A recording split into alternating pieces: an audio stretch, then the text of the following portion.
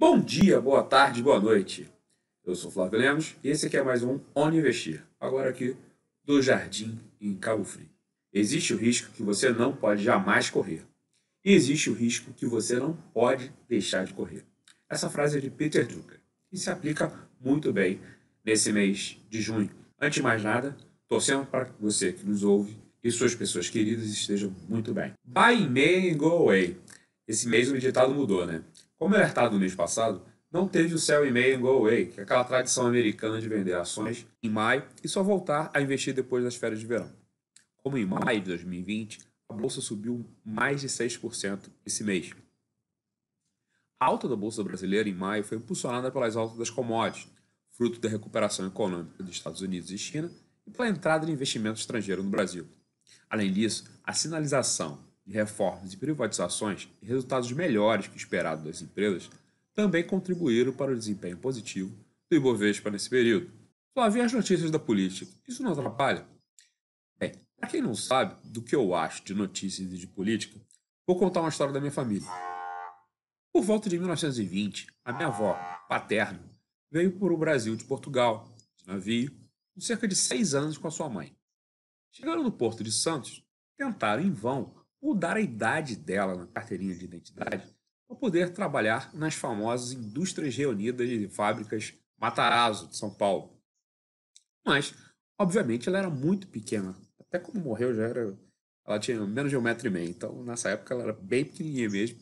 E conseguiu apenas um emprego de ama seca da filha de um político muito influente e conhecido dos paulistas, chamado Adhemar de Barros, que foi prefeito, governador de São Paulo, senador e candidato a presidente.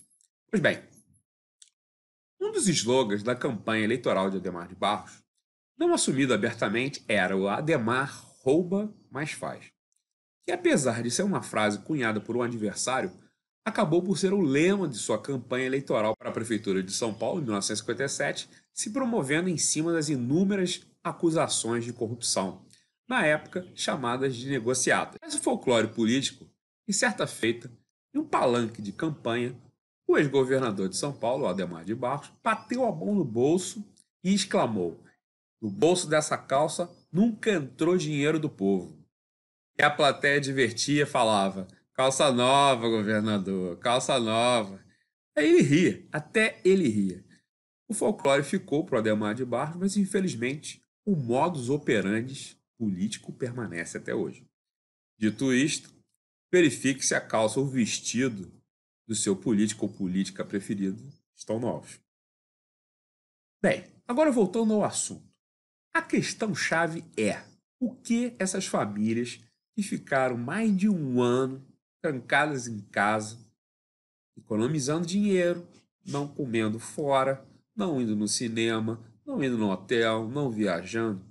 Então, com todo esse, o que eles farão com todo esse dinheiro que acumularam desde o ano passado? Provavelmente, eles continuarão a gastá-lo em bens e agora em serviços, né? E também a investir em ativos financeiros. A mídia vai continuar fazendo o seu papel de dar notícias, algumas vezes até falsas.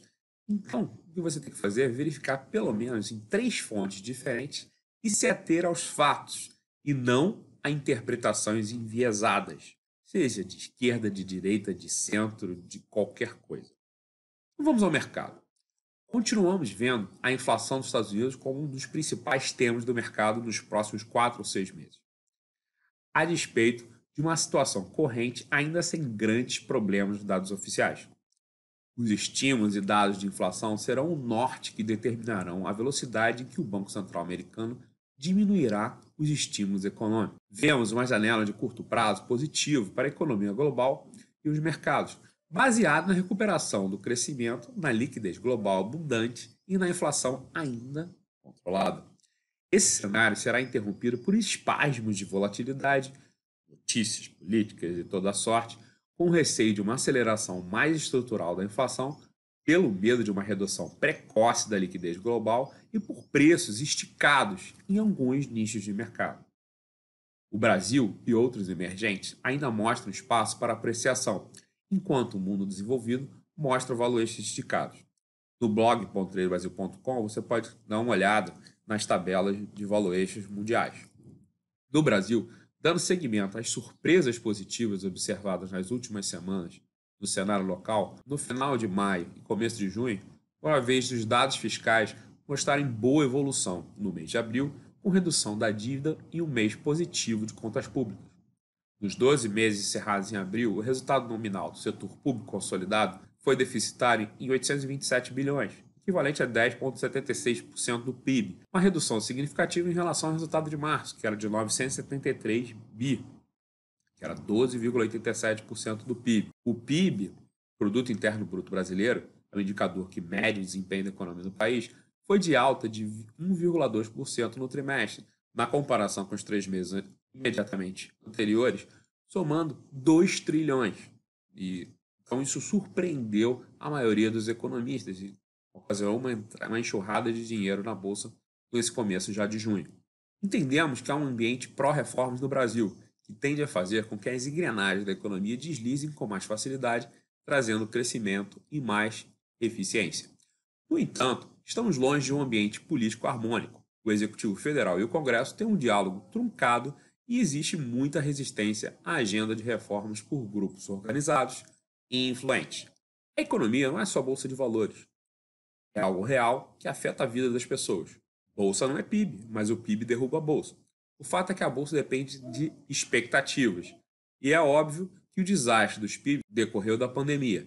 Porém, as expectativas à frente são vacina, retomada da atividade econômica, lucro das empresas, cenário eleitoral de 2022, a trajetória fiscal, dada as dificuldades de aprovação do orçamento do governo com a manutenção do teto de gastos e a percepção de maior intervenção política nas empresas, entre outros. Na verdade, a tendência do crescimento do PIB do Brasil está altamente correlacionada ao ciclo de commodities, com índice de correlação de 0,67.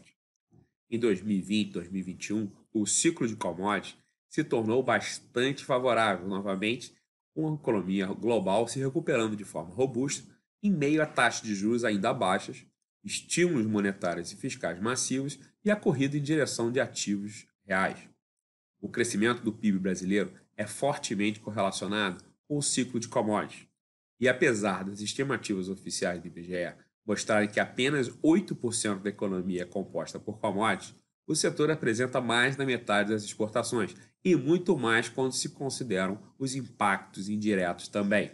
Estimativas do Banco do Brasil mostram que apenas o agronegócio é responsável por 27% do PIB, quando toda a cadeia do agro é considerada.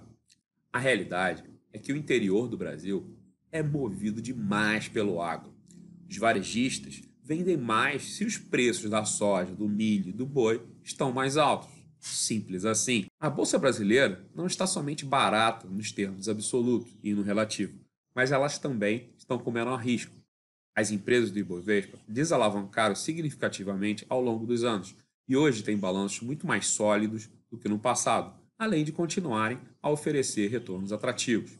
Hoje a gente está por volta de uma relação de preço-lucro por volta de 10,7, ainda abaixo da média dos últimos 10 anos, em torno de 11,8. O PIB do Brasil, então, está fortemente correlacionado ao ciclo de commodities.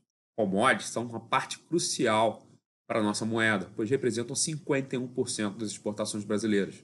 Dessa forma, a entrada de moedas estrangeiras, principalmente o dólar, é fortemente dependente dos preços das commodities. Como esperado, a balança comercial e a conta corrente têm melhorado significativamente nos últimos tempos, o que coloca pressão para o real se apreciar frente ao dólar. Tanto é que o dólar esse mês caiu 3,79%. A recente alta dos preços de petróleo tem sido parte frequente das manchetes de jornais, assim como a alta dos preços de soja, de milho, do minério de ferro, do aço. O que está por trás disso é, em nossa visão, uma alta generalizada dos preços das commodities. Para quem gosta de Bitcoin, amargou um tombo de 35% em reais esse mês e foi o pior investimento de maio. O dólar caiu 3,79, que impactou também as BDRs, que caíram. Uma carteira do BDR caiu cerca de 3,85%. O CDI rendeu 0,27% e você que arriscou um pouquinho no Ibovespa faturou 6,05% e quem arriscou ainda mais ganhou uns 10%. Eu sou Flávio Lemos e esse foi aqui mais um Onde Investir, agora em junho, no Jardim do Zé. Um grande abraço e bons negócios.